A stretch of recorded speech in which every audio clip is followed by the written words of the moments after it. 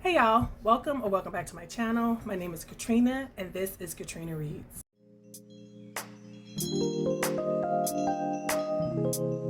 I want to see if there is a commonality amongst the book covers that I like or dislike.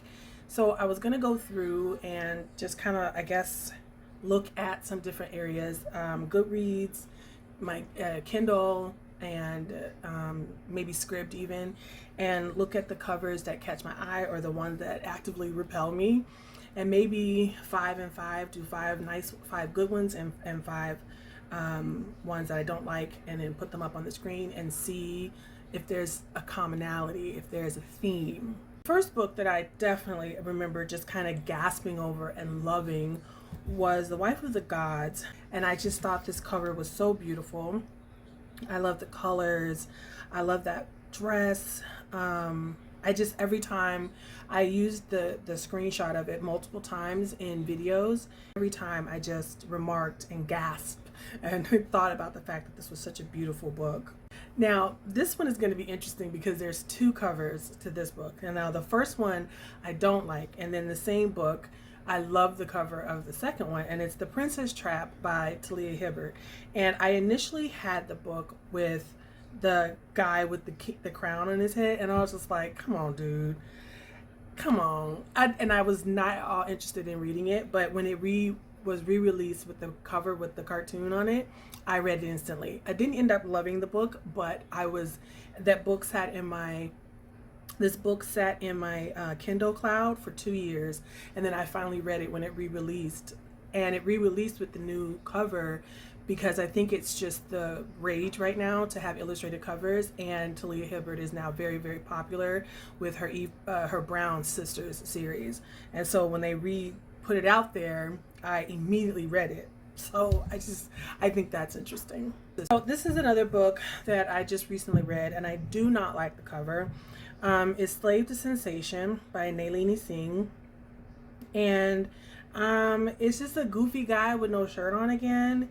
I don't like the font, and I wouldn't use this font even like doing my own thumbnails, and that's something I pay attention to. That's one of the most fun things about having a YouTube channel for me, is doing the thumbnails and stuff. I like the graphic art part of it. This is another horror, a body horror cover, but it's quite striking. I like it. It is a beautiful cover. It's beautiful in a haunting way. That's what I'll say. And it's Lakewood by Megan Giddings. It evokes what's going on in the story. I'm wondering, yeah, it's a beautiful cover. And it got my attention on its own. And it's different. Well, it kind of goes with the horror stories, the horror books that I like. When you look at Hollow Places, when you look at the Twisted Ones, they're all kind of gray, and kind of things are kind of emerging from smoky, dusty places. Playing Nice is a cover that I absolutely hate. The book got 5 stars from me though. So, but it's so boring. I think it's almost irresponsible to have such a boring cover like this for such an amazing book. This book was amazing on so many levels. I have a whole I have a whole review on here about it. It was amazing. It was off the charts. But this cover, this is so boring. I don't know. Maybe it could have had, like, to make it better, maybe a man, or maybe 2 men, and like some obfuscation over the one to kind of represent how shady he was. I don't know. But this is a crime against book covers. It's so boring. I hate it. It's up there with, like, I thought it was going to be a boring domestic drama, like the ones that didn't even have twists, that it was just rich people drama, but it wasn't. So that's a crime against books. Spoiler alert is a cover that I love. I absolutely love these illustrated covers. And it's interesting because like I didn't love the story. I gave it 3 stars. It was a middling romance, but I love that there's a fat girl on the cover, and she's fat. In the she's actually still kind of, in my opinion, conventionally attractive fat. But in the story, she says that she's not. She says, I'm fat. I'm fat. I'm not, hourglass. She says, she describes herself the way I see myself, where I'm not a pear shape or an hourglass. I'm not one of the acceptable fats, but she's still cute. Like, she has fat arms and a big old butt. So, and then she has this conventionally attractive husband or boyfriend or boy toy on the cover. But that's not even the thing. Having a plus size person on the cover, plus it being illustrated, makes this a top cover for me. I'm instantly gonna look at this and look more into it. A lot of Harlan Coben books look like this, but I'm going by the first one that I came across on my Goodreads, and it's just one look. Like, it's so boring. There's nothing there. I mean, there's a shadow of a person. I couldn't even see that, and it tells you nothing about the book. Literally, the only reason why I read it is because I was on a Harlan Coben kick, and I just went through and read like 50 million of his books. Legendborn is a beautiful cover. I like how dynamic it is. I think there's two other books that I'm thinking of, Amari and the Night Brothers, and then Shadow Shaper is another one. It's a black woman in the middle, big hair flowing all around her, and like this dynamic color all around. And so I love that. It's not even the colors, because Amari, it's a blue book. Amari and the Night Brothers is a blue book, but it doesn't have the red. It's just, I think it's the hair. It's the hair. It's the dynamic imagining of power. Both are magical stories. The shape shifter one, or shape, I didn't like the book, but the cover is gorgeous. I'm thinking black women on the cover with big hair, my favorite kind of hair, and power, magical power.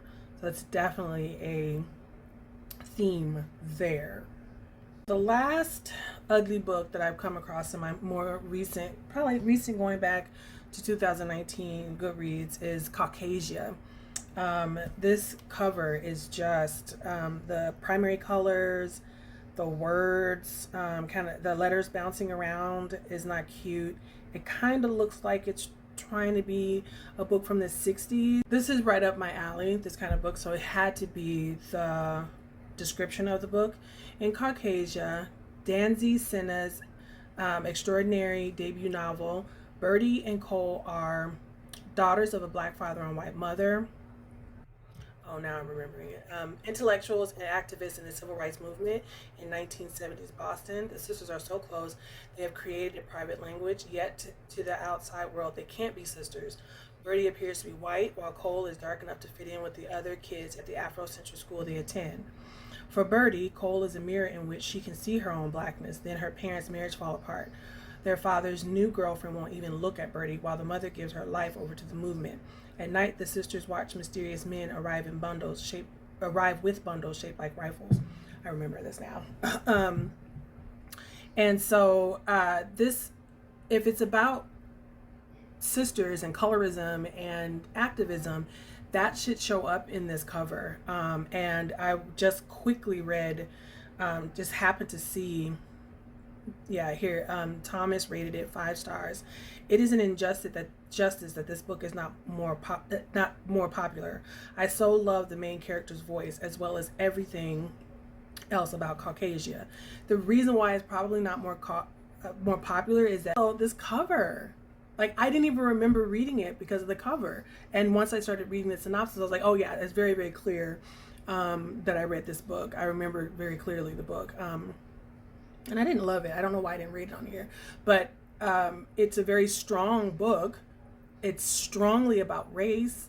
And it's about race at a very specific time as well. Right after the movements sort of broke up because of all the killings, when Fred Hampton was killed, and So it happens in the 70s, and in 78 most of the was the end of all that era. Like they killed RFK, like anybody who had something to do tangentially even with civil rights was killed throughout that time. And in 68 it seemed like people started moving more so to kind of like peace and love, that kind of like goofy kind of expression of the 60s, and by the 70s it was kind of over. And this book talks a little bit about the disillusionment. I can't, you know what I'm trying to say. And it talks about that very clearly. This cover doesn't express that at all. It's an ugly cover, and it actively harms the book. I think it actively takes away from what this book is about, and how interestingly it talks about that. I'm always interested when it comes to books that talk about the intra-relations between Black people in our community, upper class Black people versus lower class Black people, the older generation versus the new generation, the Martin Luther King types versus the Malcolm X types, light-skinned versus the dark skins, and how we interplay and interact with each other. And I'm always down for that. And I forgot that that's what this book was about. And I've read it, and so bad book, bad cover, decent book. So I don't know. I think what we've learned here is that I don't like goofy men without shirts. I don't like real people. I like cartoons. If they're going to be real people, they have to be artistically shown to us, like in Lakewood, or they have to be powerful, witchy women with big, beautiful hair. And I hate abstract pictures of things. So or this abstract whatever this is on Caucasia's cover, HARLAN, COBEN, what is going on there? You have to stare at it to see the woman's eyes in the front. Playing nice, come on. It does such a disservice to how good this book is. The cover should be much more dynamic.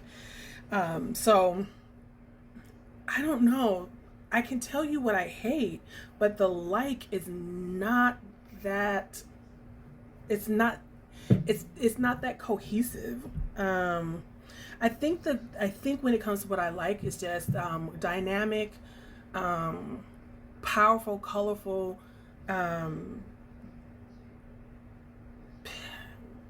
covers that, I don't know, let you know what's going on a little bit in the book, let you know a little bit what you're getting into. I don't know, you tell me, what do you see based on what I like and don't like? Because I obviously have not come to a very good conclusion. And let me know what type of covers you like. Do covers affect you as much as they affect me? So much so that I will have a book and not read it, buy it, and have to return it once I realize I have the book. They just changed the cover. Are you that drawn to it, or are you just very faithful in reading all of the synopses, and that's how you don't make the mistake that I just made? Let me know any conclusions you come to in the covers that I like and dislike about my kind of reading and the like. And let's do a book for the end of the video emoji. And be easy on yourself, and I will see you in the next video. Bye.